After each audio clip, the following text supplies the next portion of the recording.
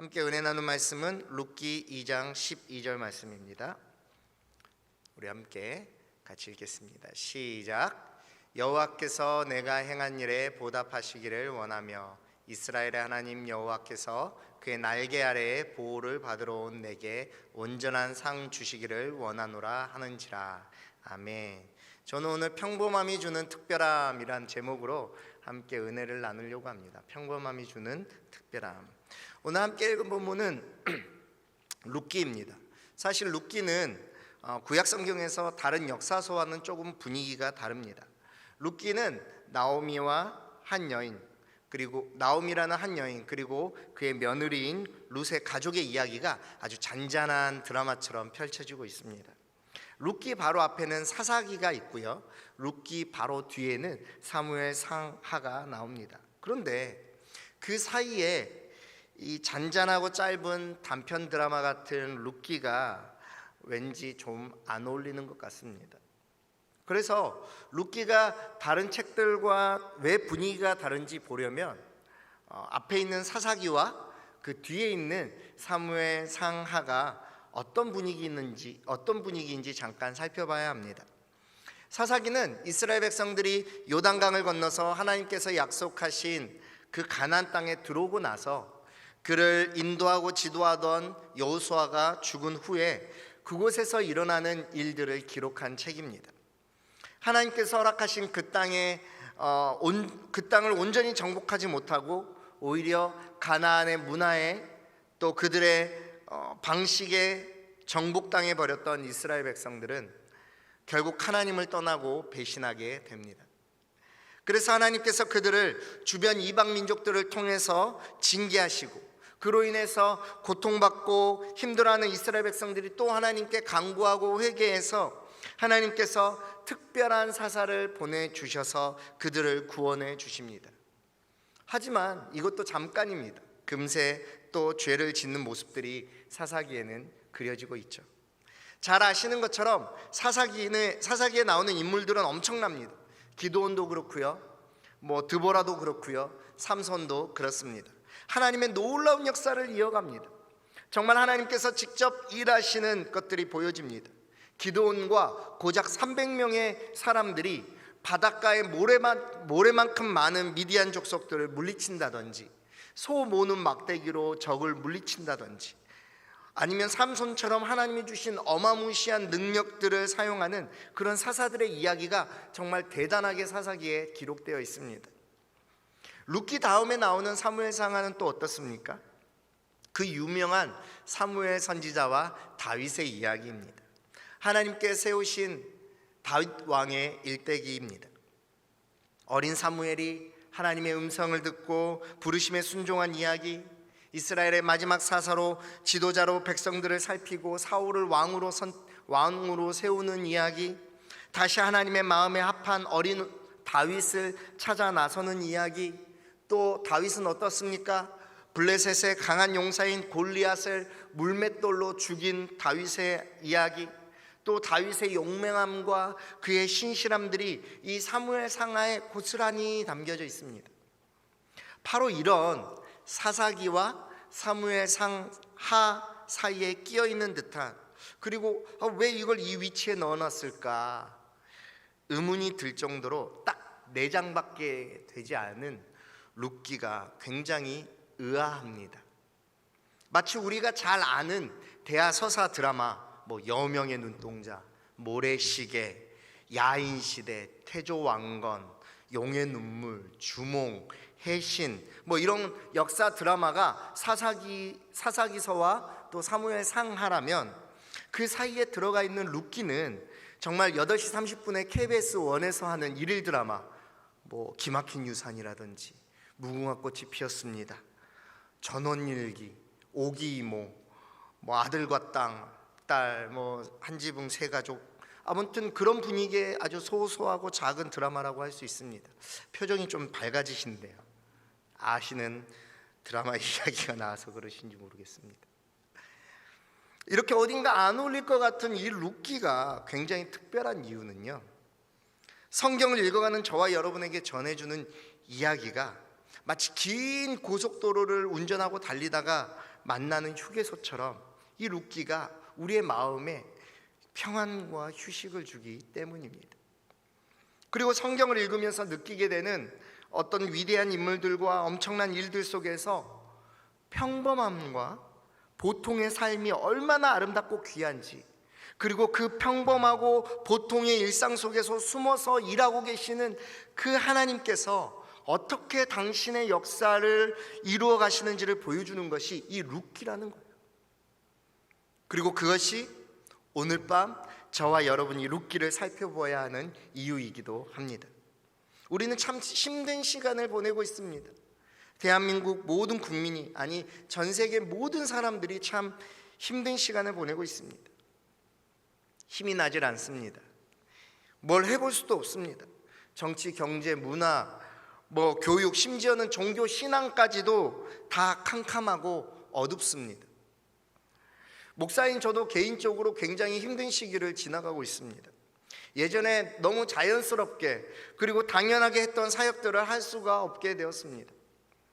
사역자는 사역으로 보여줘야 된다라는 아주 강한 신념을 가지고 사역을 했던 제가 아무것도 하지 못하게 되니까 힘이 빠지는 거예요. 아니, 더 정확하게 말하자면 제가 그동안 해왔던 것들, 나름대로 자신 있게 생각했던 사역들을 할 수 없게 되니까 주눅이 들고 힘이 빠지게 되었습니다. 그런 상황에서 제가 다시 펼쳐서 읽었던 책이 룻기입니다.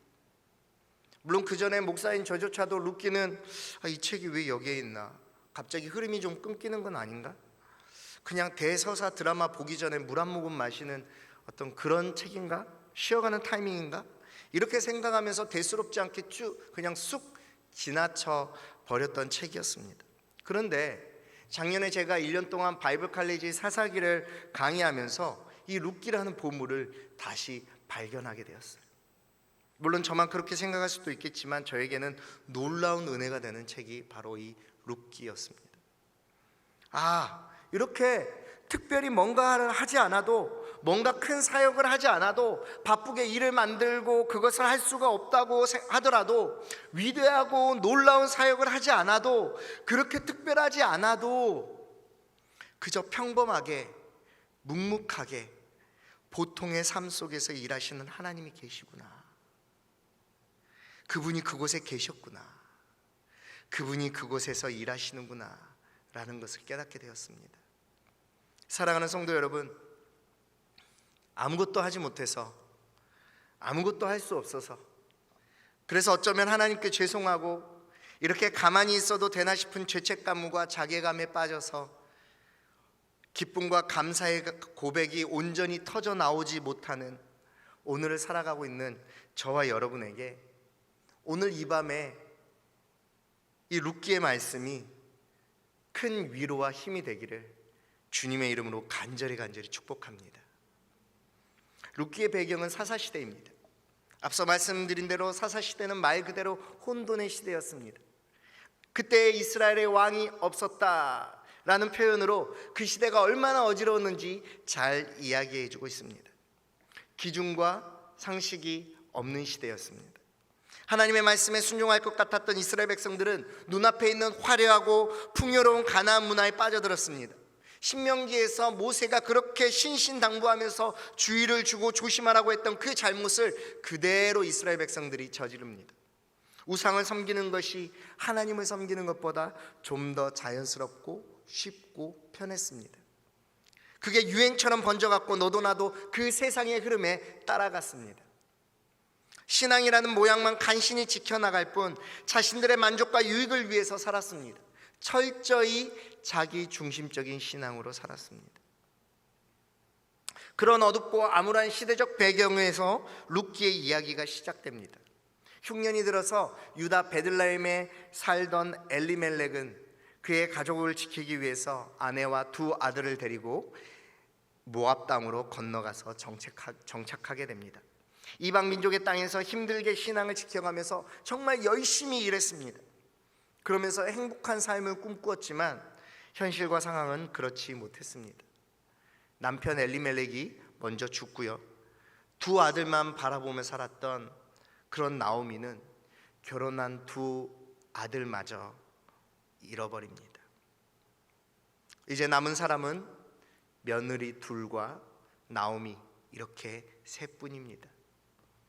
절망 속에 빠져있던 그때 하나님께서 이스라엘 땅에 풍년을 주셨다는 소식을 듣고 고향 땅인 베들레헴으로 돌아가려고 떠났습니다. 가는 중에 며느리 중 한 명인 오르바는 자신의 고향인 모압 땅으로 돌아가고 나머지 한 명인 나오미를 따라서 베들레헴으로 오게 되었습니다. 그녀 이름이 바로 룻입니다. 그리고 이 주인공인 룻의 이야기가 전개되면서 룻을 통해서 하나님께서 이스라엘을 위해 다윗 왕을 준비하시는 과정을 우리는 룻기를 통해서 볼 수가 있습니다. 제가 제일 좋아하는 말이기도 하고요, 설교 때도 몇 번 소개해드렸던 말이 있습니다. 그건 뭐냐? 가장 기본적인 것이 가장 위대한 일이다. 가장 기본적인 일이 가장 위대한 일이다. 요즘 그 말을 더욱 깊이 묵상하고 되뇌입니다. 무엇인가 사역으로, 훈련으로, 또 어떤 집회나 행사로 화려하고 대단한 일을 할 수가 없는 상황에서 성도가 다시 돌아봐야 하는 것이 이 기본인 것입니다. 다시 기본을 다지는 일, 다시 기본을 배우는 일, 다시 기본을 세우는 일이 성도에게는 가장 평범한 일이고 가장 위대한 일입니다. 특히 지금 이 어려운 시기에 저와 여러분에게 가장 필요한 일이라고 생각합니다. 가장 기본이 되고 가장 평범하고 가장 보통의 믿음의 생활, 신앙의 모습에서 하나님이 주시는 특별한 은혜를 체험하고 발견할 수 있습니다. 그것이 가장 위대한 믿음이 됩니다. 나오미와 룻이 그랬던 것처럼 말입니다. 오늘 이 밤에 가장 평범했지만 가장 기본이 되는 믿음과 신앙을 지켜갔던 룻의 모습을 함께 살펴보겠습니다. 오늘 본문 함께 같이 읽겠습니다. 본문 2장 12절입니다. 시작.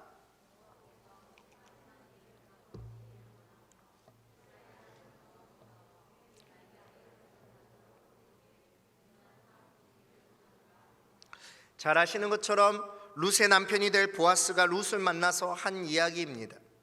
보아스도 이방 여인인 룻이 한 일에 대해서 잘 알고 있었고 그 일에 대해서 하나님께서 반드시 보답해 주실 것이라고 말하고 있습니다. 그렇다면 그 룻이 한 일이 무엇일까요? 하나님이 선하게 보시고 보답하신다는 그 룻이 행한 일이 무엇일까요? 엄청나게 크고 위대한 일이었을까요? 엄청나게 화려하고 큰 일이었을까요? 룻의 평범한 삶이 특별한 축복이 되었던 그 일이 무엇이었는지 오늘 저는 세 가지를 함께 살펴보려고 합니다. 첫 번째로 룻이 보여준 하나님에 대한 헤세드, 신실함입니다. 함께 읽겠습니다. 1장 16절입니다. 시작. 내게 어머니를 떠나며 어머니를 따르지 말고 돌아가라. 강권하지 마옵소서.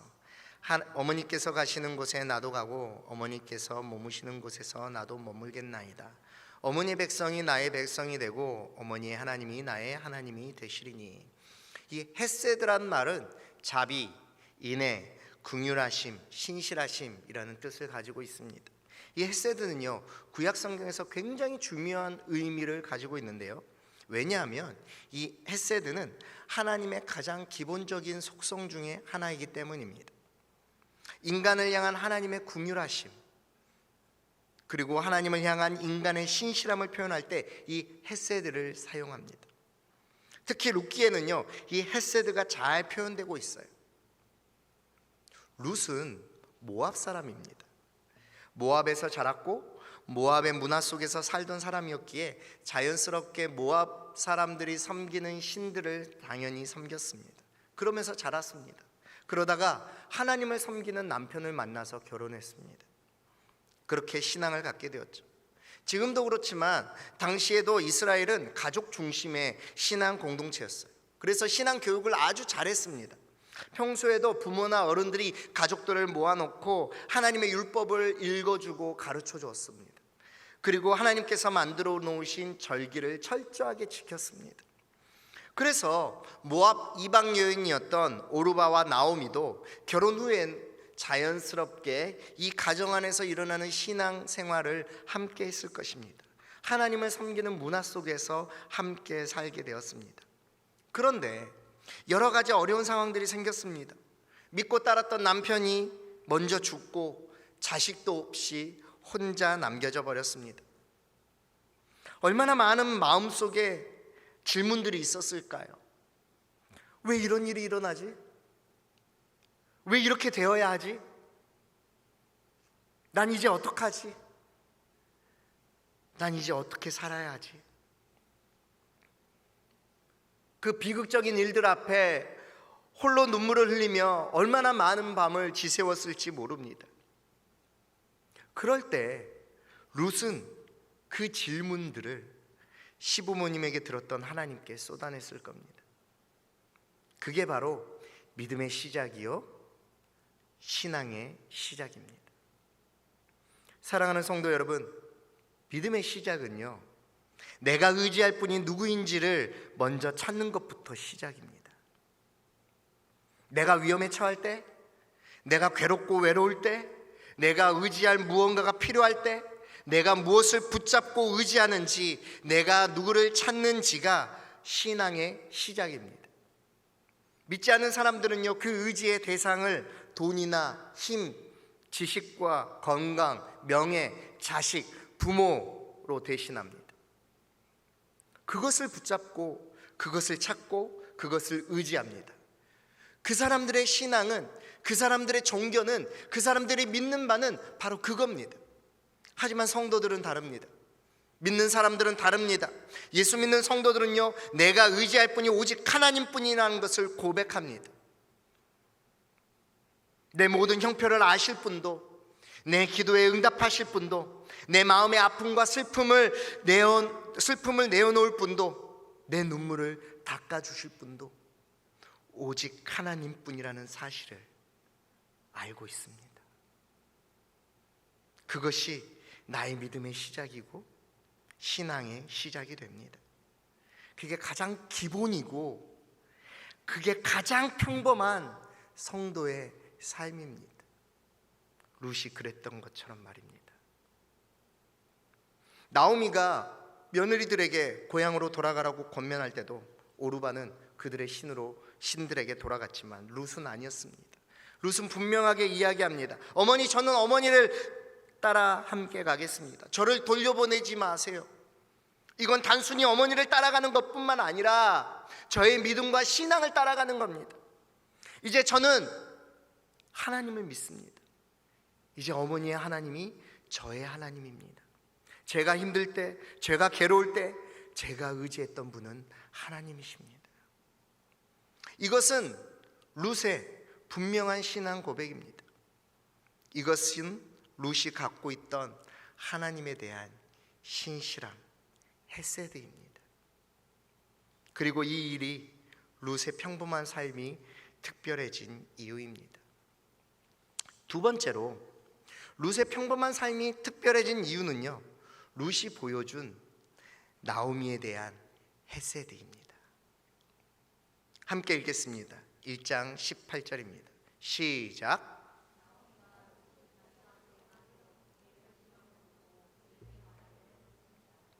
룻은 혼자 남겨지게 될 시어머니를 걱정합니다. 나오미에 대한 긍휼한 마음, 그리고 계속 그를 섬기고 돌봐야 되겠다는 신실함이, 그 인애가, 그 자비가 고향 땅을 떠나 새로운 땅인 이스라엘로 떠나게 합니다. 이것은 큰 결심이고 큰 결단입니다. 룻 입장에서는 안전함과 평안함을 선택하는 것이 절대 나쁜 일이 아니었을 것입니다. 그 누구도 이해 못할 상황이 아닙니다. 자기 민족에게 돌아갔던 오르바를 욕하거나 탓할 수가 없습니다. 어쩌면 당연한 일이니까요. 어느 누구도 3명의 과부를 책임져 줄 수 있는 상황이 안 되었습니다. 하지만 룻은 달랐습니다. 우리는 알 수 없지만 아마 시어머니인 나오미가 그동안 보여준 사랑이 있었을 것입니다. 그렇지 않으면 룻이 어머니가 죽는 곳에서 어머니와 함께 죽겠다는 이런 놀라운 고백을 쉽게 하지 못했을 겁니다. 룻은요, 자신이 받았던 사랑과 은혜를 다시 그대로 나오미에게 베풉니다.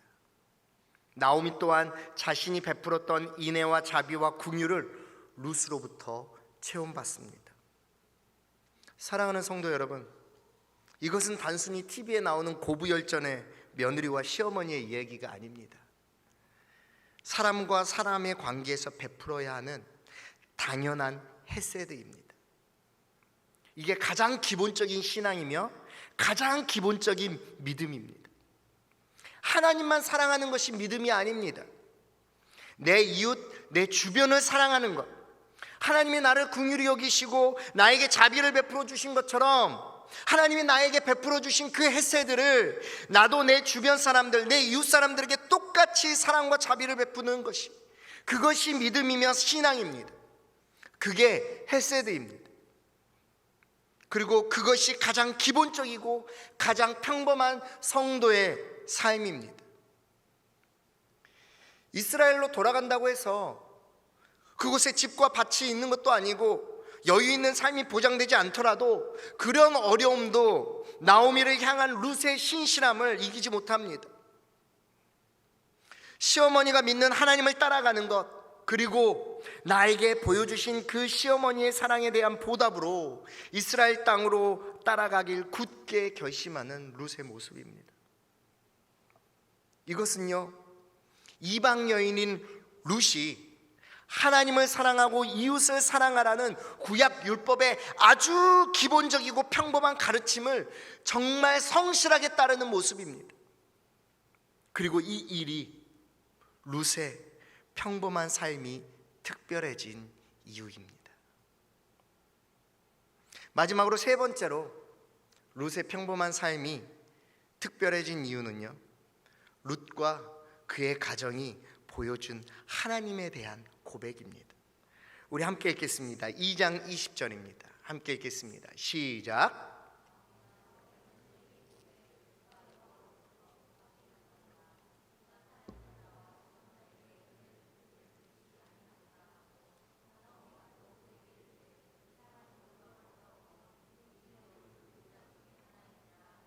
아멘. 나오미가 며느리인 룻에게 보아스에 대해서 설명하고 있습니다. 룻기에서 굉장히 흥미로운 특징이 하나 있는데요, 그건 뭐냐, 하나님께서 직접 사자를 통해서 말씀하신다든지 어떤 환상을 보여주신다든지 어떤 기적과 이적을 보여주는 장면이 하나도 나오지 않습니다. 그런데요, 룻기가 총 4장이고 총 85절로 되어 있는데요, 그 85절 중에서 무려 23절에 걸쳐서 여호와 하나님에 대한 언급이 나옵니다. 전체 내용 중에서 3분의 1이 룻과 나오미 등 사람들이 하나님에 대해서 이야기하는 내용으로 채워져 있다는 거예요. 이건요, 이전에 나오는 사사기와는 완전히 비교가 되는 특징입니다. 사사기에서는 하나님께서 이스라엘 백성들에게 사사를 통해서 말씀하신다든지 꿈과 환상을 보여주신다든지 아니면 기적과 이적을 통해서 당신을 나타내셨지만, 이스라엘 백성들이 스스로 하나님, 여호와 하나님에 대해서 언급하고 이야기하는 내용은 거의 없습니다. 그런데 이 룻기에 나오는 주인공들은, 나오미와 룻과 보아스는요, 시시때때로 하나님에 대해서 이야기하고 언급하고 있다는 거예요. 이것은 매일매일 모든 순간마다 하나님을 생각하고 하나님을 묵상하고 하나님을 기억하고 하나님께 기도했다라는 것을 의미합니다. 사랑하는 성도 여러분, 이게 가장 기본적이고 가장 평범한 성도의 삶입니다. 하나님을 계속 기억하고 묵상하는 것은 성도의 가장 기본적이고 평범한 일상입니다. 그것이 무슨 특별한 사역이 될 수도 없고요, 크고 위대한 일도 아닙니다.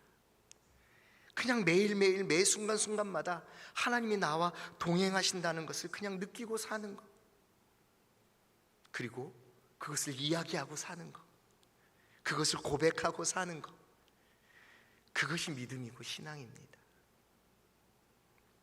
제가 요즘 하고 있는 훈련이 있습니다. 중등부를 담당하고 있기 때문에 중학생들과 함께 해보려는 훈련이 바로 하루의 시작을 말씀 묵상으로 시작해보자입니다. 목사인 저조차도 잘 안 되더라고요. 어느 날 제가 가장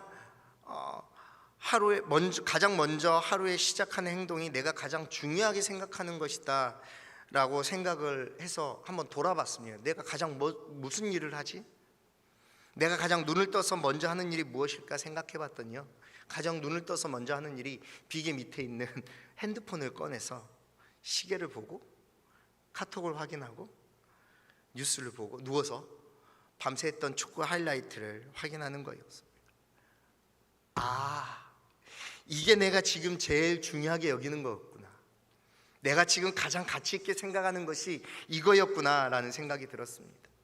그래서 아침에 잠에서 깨어서 가장 먼저 하는 일을 말씀을 묵상하는 큐티로 하루를 시작하려고 아주 애를 쓰고 있습니다. 아주 애를 쓰고 있다는 것은 아주 잘 안 된다는 거죠. 너무 힘들더라고요. 쉽지는 않더라고요. 아주 난리 부르스를, 이런 말 써도 되나? 아주 난리 부르스를 칩니다. 어떻게 해서든 가장 먼저 하는 일을 성경책을 펴고 큐티책을 펴는 일로 한번 시작해 보려고 정말 발버둥을 치고 있습니다.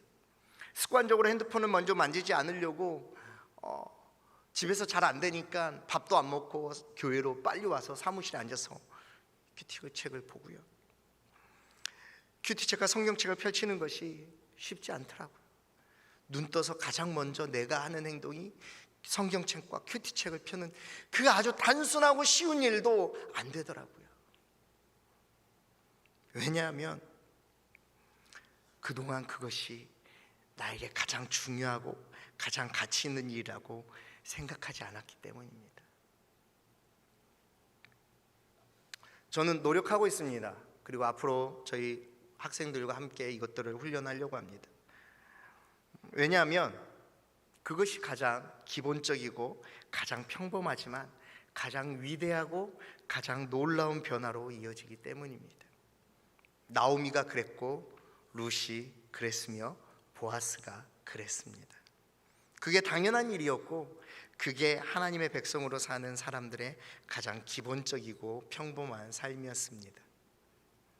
그리고 이 일이 룻의 평범한 삶이 특별해진 이유입니다.